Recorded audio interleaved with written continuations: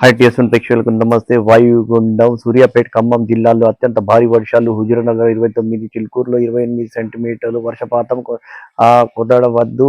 హైదరాబాద్ విజయవాడ రహదారి నిలిచి రాకపోకలు. విజయవాడలో వెళ్లే వాహనాలు మిర్యాలగూడ గుంటూరు మీదుగా మళ్లింపు. నేడు రేపు రాష్ట్రంలో రెడ్ అలర్ట్.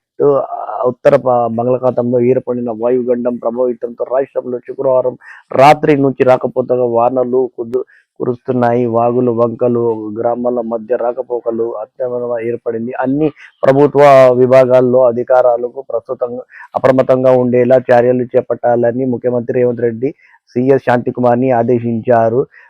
జిల్లా దిగబదంలో విజయవాడ, గుంటూరు, ఏపీ వ్యాప్తంగా వాన బీభత్సంలో బెజవాడలో 20 ఏళ్లలో చూడని వర్షం కొండవేయాల విరగ్గపడి 6గురు మృత్యువాత. గుంటూరు జిల్లాలో కారు కొట్టుకుపోయి మరో 3. కోల్కతా చెన్నై జాతీయ రహదారిపై వరద నీరు.